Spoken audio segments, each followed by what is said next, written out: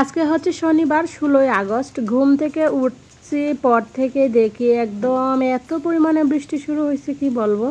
চোখ মেলেই দেখি প্রচুর পরিমাণে বৃষ্টি, যদিও দেখতে ভালো লাগতেছে, বাট স্কুল কলেজ অফিস এগুলোর জন্য একটু কেমন লাগতেছে। যারা বাহিরে দিনমজুরি করে খায় তাদের জন্য একটু কেমন লাগতেছে, তবে আমাদের জন্য তো বেশ ভালোই লাগতেছে। তো যাই হোক, বেশ অনেকক্ষণ দাঁড়িয়েছিলাম বেলকনিতে, দাঁড়িয়ে বৃষ্টি দেখে দেখে আবার চলে আসলাম রান্নাঘরে। দেখেন আমার রান্নাঘরটা কত সুন্দর ফ্রেশ লাগতেছে, একদম নিট অ্যান্ড ক্লিন। ওই যে কালকে রাত্রে সব কিছু ধুয়ে মুছে রাখছিলাম, দেখছিলেনই আপনারা। তো অফ ক্যামেরাতে আমি সকালে রান্নাবান্না করে নিছি। এখন ওর বাবু যাবে বাহিরে, বাহির থেকে পানি নিয়ে আসবে, আমাদের খাবার পানি যেহেতু বাহির থেকে আনতে হয় আর কি। তো দেখেন এখনও প্রচুর পরিমাণে বৃষ্টি আছে আর কি। তোর বাবু যেহেতু অফিসে চলে যাবে, বৃষ্টি দেখলে তো হবে না, তো বৃষ্টিতে ভিজে ভিজেই পানি নিয়ে আসছে। তো আমার যেহেতু একটু ঠান্ডা, একটু সর্দি কাশি জ্বর চলতেছে, সেজন্য আমি গেলাম না। ওর বাবু বলতেছে তুমি থাকো, আমি নিয়ে আসি।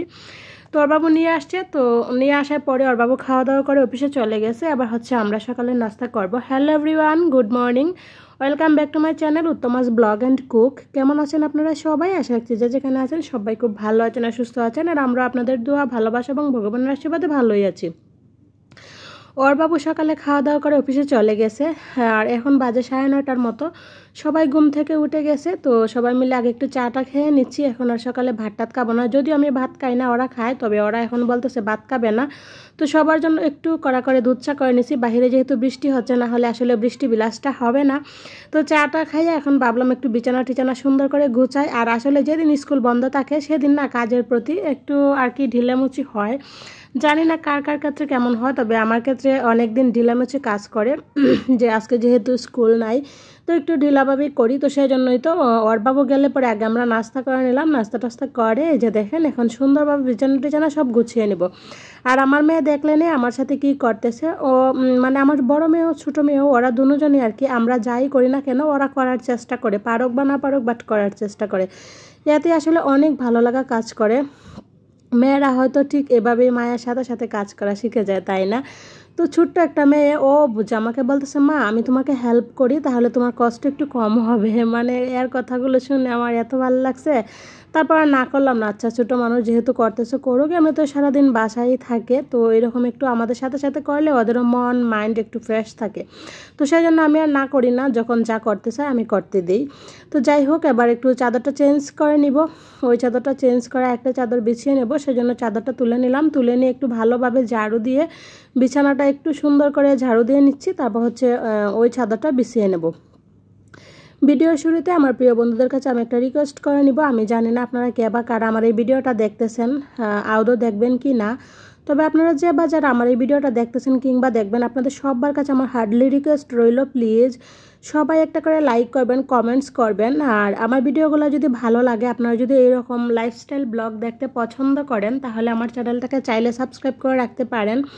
আর যারা ফেসবুক থেকে দেখতেছেন অবশ্যই ফলো দিয়ে রাখতে পারেন, যাতে আমি ভিডিও দেওয়া মাত্র নোটিফিকেশন পৌঁছে যায় আপনার কাছে, আপনি আপনার সময় সুযোগ অনুযায়ী যে কোনো সময় আমার এই ভিডিওটা দেখে নিতে পারেন। আর যারা অলরেডি এই কাজগুলো করে প্রতিনিয়ত আমার পাশে আছেন, আমাকে সাপোর্ট করে যাচ্ছেন, আপনাদের সবাইকে জানাই আমার অন্তরস্থল থেকে অসংখ্য অসংখ্য ভালোবাসা। আর যারা এখনও আমার চ্যানেলটাকে সাবস্ক্রাইব করেন নাই, তো আমি আশা রাখতেছি হয়তো এইভাবে একদিন দুই দিন একটু একটু করে দেখতে দেখতে কোনো না কোনো দিন হয়তো আমাকে ভালো লাগে যাবে, আর সেই ভালো লাগা থেকে হয়তো একদিন না একদিন সাবস্ক্রাইব করে আমার পাশে থাকবেন। তো বিছানা গুছিয়ে নিলাম। আজকে যেহেতু ছুটির দিন, সবগুলো ফার্নিচার ক্লিন করব, তো সেজন্য অফ ক্যামেরাতে আমি খাটের মাথাটা মুছে নিচ্ছি, ওইটা আর দেখাইলাম না আর কি। খাটের মাথা মুছে নিয়ে তারপর হচ্ছে আমি এই যে বিছানাটা গুছিয়ে নিলাম। তো এখন হচ্ছে ওয়ার্ড্রোপের উপরে চলে আসলাম, আগে টিভিটা একটু মুছে নিলাম, এবার ওয়ার্ড্রোপের উপরটা গুছিয়ে নেব। এক হচ্ছে ওয়ার্ড্রোপটা আমি কখনোই মানে গুছিয়ে রাখতে পারি না।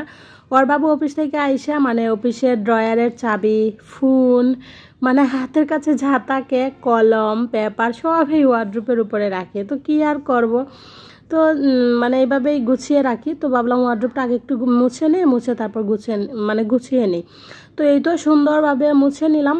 এবার হচ্ছে একটু গুছিয়ে নিই উপরটা গুছিয়ে নিয়ে তারপর হচ্ছে ওয়ার্ড্রোপের নিচের অংশগুলো সবগুলো সুন্দর করে মুছে নেব। যদিও এত ময়লা হয় না, কারণ আমি একদিন দুদিন পরে পরে আমার বাসার যতগুলো ফার্নিচারই আছে আর কি, হয়তো অনেকের মতো অনেক কিছু নাই, বাট যেগুলো আছে সেগুলোকে আমি একটু ক্লিন করে রাখতে পছন্দ করি। একদিন যদি মধ্যে যায়ও যে আজকে আমি মুছি নাই, তাহলে কালকে আবার মুছি। তো যেহেতু এরকম রেগুলার মোছা হয় সেজন্য এত বেশি মানে সময় দিতে হয় না, অল্পতেই হয়ে যায়, কষ্টটা একটু কম হয় আর ময়লাগুলো কিন্তু একটু কম পড়ে। তো যাই হোক, টিভির পর্দাটা দিয়ে দিলাম। আর এই যে দেখেন আমার মা এখান থেকে যাইতেছেই না, ও এখানেই থাকবে। ওকে বলছি তুমি যাও, ও বলে যে না আমি এখানেই থাকবো। তো থাক, ও ওর মতো খেলা করুক, আমি আমার মতো কাজকর্মগুলো করে নিই। আর বেলা কিন্তু বেশ ভালোই হয়ে গেছে, মনে হয় 11টার মতো হয়ে গেছে আর কি। তো এই তো শেষ, ওয়ার্ড্রোবটা একটু মুছে গুছিয়ে নিলে আর কি হয়ে যাবে। আর অফ ক্যামেরাতে খাটের মাথা প্লাস হচ্ছে ওই রুমের যে ক্যাবিনেট, তারপর সুরেক টুরেক যা ছিল ওইগুলো আমি অফ ক্যামেরাতে মুছে নিচ্ছি, ওইগুলো আর শেয়ার করে নাই, কারণ সবগুলো যদি একসাথে শেয়ার করতে যাই তাহলে অনেকটা লং হয়ে যাবে। এমনিতে আজকে ভিডিওটা অনেকটা লং হয়ে গেছে, তবে আপনাদের কাছে আমি রিকোয়েস্ট রাখবো শুরু থেকে শেষ পর্যন্ত দেখেন, আশা রাখতেছি ভালোই লাগবে, খারাপ লাগবে না। তো এই তো তারপর চলে আসলাম ড্রেসিং টেবিলটা। আর ড্রেসিং টেবিলটার মধ্যে কালকে আমি একটা আকাম করে ফেলছি, সিঁদুর দেওয়ার সময় হঠাৎ করে হাত থেকে সিঁদুরের কৌটাটা পড়ে গেছিলো, তারপর অনেকটা সিঁদুর পড়ে গেছিলো আর কি। তো সেজন্য ড্রেসিং টেবিলটা একটু ক্লিনার দিয়ে ক্লিন করে নিচ্ছি, যদিও এমনিতে মোছা হয় প্রত্যেক দিন, কারণ আমার যে ড্রেসিং টেবিলের কালারটা এইটার মধ্যে মানে যারা যারা এই ধরনের ফার্নিচারগুলো ব্যবহার করতেছে আশা করি সবাই জানে, এই ফার্নিচারগুলো একদিন যদি না মোছা হয় পরের দিনে এই ফার্নিচারগুলোর দিকে আর তাকানো যায় না, এত পরিমাণে বাজে লাগে দেখতে, মানে প্রচণ্ড বাজে লাগে, ওইটা প্রত্যেক দিনেই মুছতে হয়।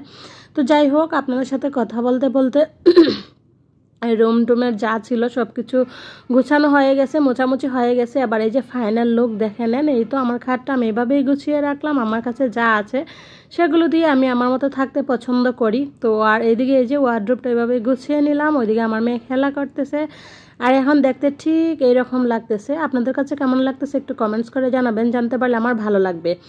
আর আপনাদের একটা লাইক একটা কমেন্টসে আমাকে উৎসাহিত করে নতুন নতুন ভিডিও তৈরি করার জন্য। তো প্লিজ আপনি চাইলেই পারেন আমাকে একটু উৎসাহিত করতে, যাতে আমি আরও ভিডিও তৈরি করতে পারি আপনাদের জন্য। সব কিছু ক্লিন করে রান্নাঘরে চলে আসলাম, অফ ক্যামেরাতে ভাত হয়ে গেছে, এই তো ভাতের মার জড়তেছে।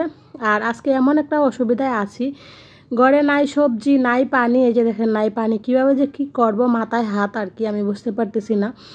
তো পানি তো নাই, বাহির থেকে টাইনা টাইনা পানি নিয়ে আসতে হবে। তো এদিকে ঘরে যেহেতু সবজি নাই, কি রান্না করব ভাবতেছি, তো ভাবলাম বাদাম যেহেতু আছে বাদাম ভর্তা করে ফেলি একদম ইজি ওয়েতে, যেহেতু আর কোনো কিছু নাই কি করব, বাদাম আছে, ডাল আছে, আর 3টা পটল আছে। আর আজকে যেহেতু নিরামিষ, মাছ টাছও রান্না করা যাবে না, তো কী যে রানবো, মানে প্রচণ্ড চাপের মধ্য দিয়ে আসি। তো অনেক ভাবতে ভাবতে ভাবলাম ঘরে যেহেতু বাদাম আছে বাদাম ভর্তা করে নেই। তো সেই জন্য যে দেখেন বাদামগুলো সুন্দর করে আমি ভেজে নিচ্ছি, আবার এই তো হাতে এইভাবে কষলিয়ে কষলিয়ে বাদামের ছোলাগুলো বের করে তারপর জেরে নিয়ে বাদামের ভর্তাটা আমি করে নেব।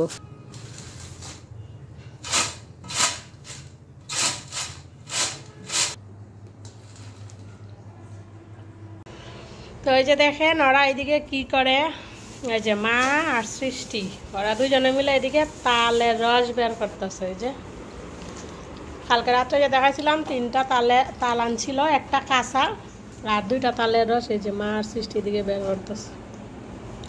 বন্ধুরা এই যে দেখেন রাত্রি এদিকে একা একা কি সুন্দর করে খেলতেছে। আগে তো দেখলেন এই মাকে কাজে সাহায্য করছে, সাহায্য করে এই যে একা একা খেলতেছে। তো কয়টা বাদাম দিলাম, বলছি খাও, এই যে বাদামগুলো দিয়ে খাইতেছেও খেলতেছেও। তো এই তো এদিকে আমি হচ্ছে শিলপাটা নিয়ে আসলাম, এখানে বসে বসে বাদাম ভর্তা করে নিব। বাদাম ভর্তা যেহেতু শিলপাটায় বেটে করব, বুঝে নেই অনেকটা কষ্টের ব্যাপার, আর যেহেতু এমনিতে প্রচণ্ড পরিমাণে গরম, তো সেজন্য রুমে নিয়ে আসলাম, এখানে ফ্যান চালাইয়া তারপর ভর্তাটা বেটে নিব। রান্নাঘরে যেহেতু কোনো ফ্যান ট্যান নাই, তো সেজন্য আসলে প্রচণ্ড গরম লাগে, কিন্তু আসলে আমি আমার অলসতার দোষে আর কি রান্না করে গরমের মধ্যে কষ্ট করে রান্না করি। কারণ হচ্ছে ওর বাবু কিন্তু রান্না করার জন্য একটা ফ্যান আইনা দিচ্ছে, তবে ফ্যানটা চালাইতে গেলে একটু ওই যে মাল্টি প্লাগ দিয়ে আলাদা একটা লাইন দিয়ে তারপর চালাইতে হয়। তো সেই অলসতার কারণে আমি গরমের মধ্যে মানে গাইমে গাইমে রান্না করি, ফ্যানটা লাগাইও না, আর মানে ফ্যানের বাতাসে খাওয়া হয় না আর কি রান্না করতে করতে। তো যাই হোক, এদিকে চলে আসলাম, ভর্তা বেটে নিলাম। আর এদিকে মা এই যে দেখেন তালটা একদম একটা ধোয়া গামছাতে ছেঁকে নিবে আর কি। তো তালের মধ্যে যে একটু পরিমাণে চুন দিয়ে দিছে, সেই চুনটা কি করবে, তালের মধ্যে যতগুলা আঁশ আছে সবগুলা আঁশ সেই চুনের মধ্যে আইসা দলা হবে আর কি, মানে আলাদা আঁশ ছাকা লাগবে না আর কি, এই চুনটার সাহায্যে সবগুলো আঁশ চুনের মধ্যে আইসা মানে দলা হইবে। তো সেজন্য একটু চুন দিয়ে দিছে। তো কিছু সময় আর কি ওইটাকে রাখবে, তারপর হচ্ছে রসটা সরাবে আর কি। আর এই তো দেখেন নাই নাই করে ডাল, বাদাম ভর্তা, তার সাথে হচ্ছে 3টা পটল ছিল, পটলের বড়া করে নিলাম আর কি। আর এই যে দেখেন বিষ পানি পড়তেছে গামছার উপর দিয়ে বায়া বায়া, তো এটাকে আমরা বিষ পানি বলি। তো তালের রস বের করার পরে মধ্যে একটু চুন দিয়ে এইভাবে আমরা প্রায় 2-3 ঘন্টা তালটাকে এইভাবে ঝুলিয়ে রাখি একটা পাতলা কাপড়ের মধ্যে। তারপরে যে বিষ পানিগুলো পড়া শেষ হয়ে গেলে তারপর হচ্ছে তালের রস দিয়ে আমরা পিঠা তৈরি করি। তো সন্ধ্যার আগ পর্যন্ত এইভাবে রেখে দিব, পিঠা করবো হচ্ছে সন্ধ্যার সময়। তো চলেন দেখা হবে আবারও সন্ধ্যার সময়। তো শুভ সন্ধ্যা আমার প্রিয় বন্ধুরা। এই যে দেখেন সন্ধ্যার সময় আবারও চলে আসলাম ঘরে, যেহেতু চালের গুঁড়া আছে, তাল আছে, নারকেল আছে, তাহলে পিঠা করতে কি মানা বলেন। তো সেই জন্য চলে আসলাম পিঠা করার জন্য। এই তো পিঠার ব্যাটার আমি রেডি করে নিচ্ছি। তো এখানে চালের গুঁড়ি, তার সাথে অল্প কয়টা ময়দাও দিছি। এবার হচ্ছে তালের রসটা পরিমাণ মতো দিয়ে দেব। তো দেখেন তালের রসটা আমি একটু লাভ শেপে দেওয়ার চেষ্টা করতেছি আর কি। ওই যে বুঝেন না, মানুষে বলে না যে কাম না থাকলে আকাম করার চেষ্টা, তো আমার ক্ষেত্রে হয়েছে এইটা। যেহেতু এখন তেমন কোনো কাম নাই, আমি আকাম করার চেষ্টা করতেছি। তো তার মধ্যে এই তো নারকেল কুড়া দিয়ে দিতেছি, নারকেল কুড়া, তারপর চিনি, তার সাথে কয়টা কালো জিরা দিয়ে দেব। এই তেলে পিঠা কিংবা এই পিঠাগুলোতে কালো জিরা দিলে যখন খাওয়া যায় তখন কালো জিরার ফ্লেভারটা আসে, খুব ভাল লাগে। তো যাই হোক, পিঠাগুলো এক এক করে তৈরি করে নিব, সেজন্য কড়াইয়ে তেল দিয়ে দিলাম পরিমাণ মতো। এবার এক এক করে সবগুলো পিঠা রেডি করে নিয়ে চলেন।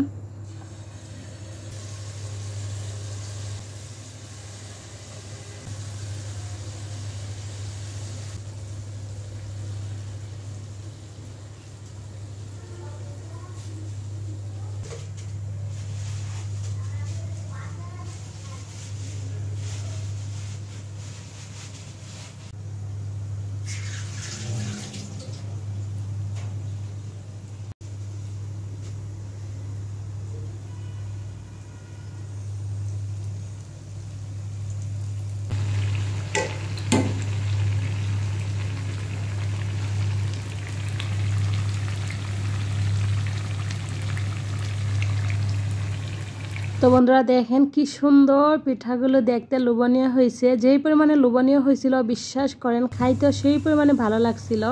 যেহেতু সিজনের প্রথম তাল কাচ্ছি অনেক দিন পরে, তার সাথে নারকেল কুড়া দেওয়া হয়েছিল, মানে ভীষণ পরিমাণে ভালো লাগছিল। তো যাই হোক, আজকের মতো ভিডিওটা এখানে শেষ করতেছি। দেখতে দেখতে একদম ভিডিওর লাস্ট পর্যায়ে চলে আসছি। আমরা কিন্তু এর মধ্যে পিঠা আরও খেয়েও নিছি, আপনাদের সাথে এখন আবার আর কি শেয়ার করতেছি। দেখেন কত লোভনীয় হয়েছিল, খাইতে ভীষণ পরিমাণে ভালো লাগছিল। তো চলেন আজকের মতো ভিডিওটা এখানে শেষ করি। সবাই ভালো থাকবেন, সুস্থ থাকবেন, দেখা হয়ে যাবে আগামীকাল নতুন ভিডিওর সাথে। তো সেই পর্যন্ত অবশ্যই সবাই আমাকে বেশি বেশি ভালোবাসা দিবেন, আমার ভিডিওটা একটু শেয়ার করে দিবেন। Bye bye.